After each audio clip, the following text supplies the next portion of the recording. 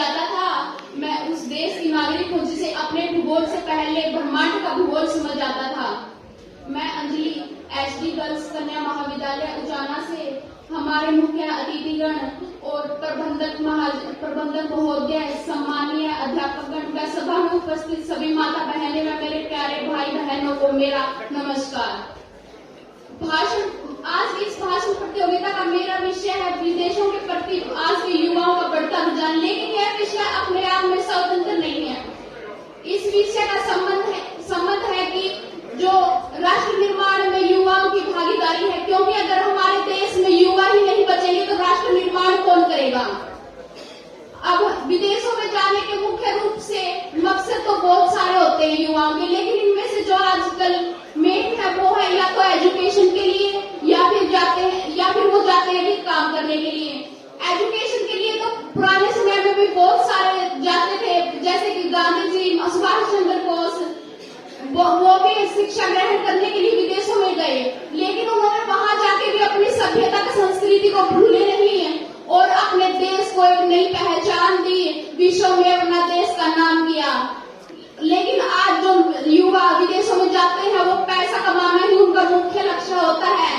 पैसा कमाने के लिए वो जाते हैं। कुछ क्या ये ठीक है कि चंद पैसों के लिए अपने घर, अपने देश वालों को छोड़कर विदेशों में जाना। लेकिन आजकल एक नया ही ट्रेंड चला हुआ है कि जिनके पास पैसे भी नहीं है वो टंकी लगाकर जाते हैं। वो ये नहीं जानते कि वो इस रिस्की प्रोसेस में अपने साथ साथ अपने परिवार की खुशियों को भी खतरे में डालते हैं। 100 में से केवल 20 लोग ही इस प्रक्रिया में सफल हो पाते हैं, लेकिन वहां पहुंचने के बाद असाइलम के दौरान अपने देश को ही अपना शत्रु करार देते हैं।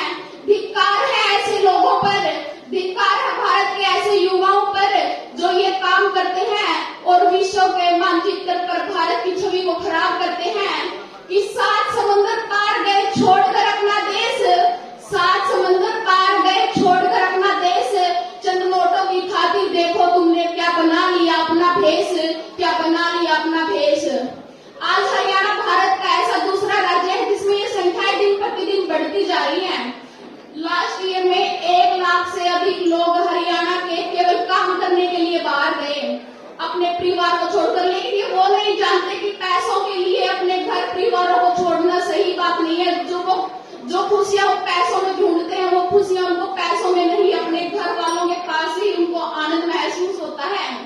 वो विदेशों में जाकर केवल एक मशीन बनकर रह जाते हैं। बात कड़वी है लेकिन सत्य है कि लोग अमीर होकर भी विदेशों में गरीबों जैसा जीवन व्यतीत करते हैं। मैंने विषय ऐसे नहीं चुना, मैंने इस समस्याओं को पर्सनली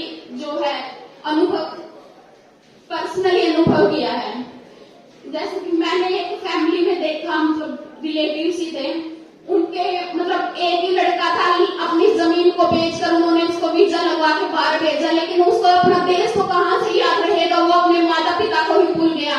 तो उन ऐसे भाइयों के लिए मैं कहना चाहूंगी कि वीजा लगा के टिकट करा ली, पकड़ के जहाज उड़ के विदेशा में, कि वीजा लगा के टिकट करा ली, पकड़ के जहाज उड़ के विदेशा में, मैंने इस आगे जाना, मैंने उस आगे जाना, अरे कितना भाजोगे इस पिछाड़ी देश में। कि देश का भी मुंह करके सोते भी कौनी, अरे देश का भी मुंह करके सोते भी कौनी, घर क्या ने याद करके खोंदे रोंदे भी कौनी, अरे खोए हो अपने ने टोंदे भी कौनी। तारा सही काम है, कितने पैर पैंट कोट, कितने कमाल डॉलर में नोट। पर एक बात बताऊं यारो, गांव तो गांव सहरे, गांव तो गांव सहरे। तो भाइयों अपने विदेश में जान खातर अपने देश की कुर्बानी ना दिया करो, अपने घर वाले हमेशा याद रखा करो। अगर विदेशों जैसी सुख सुविधाएं चाहिए तो अपने देश में रहकर मेहनत करके अपने आप को इतने काबिल बनाए और अपने देश को आगे बढ़ाए। धन्यवाद। जय हिंद, जय भारत।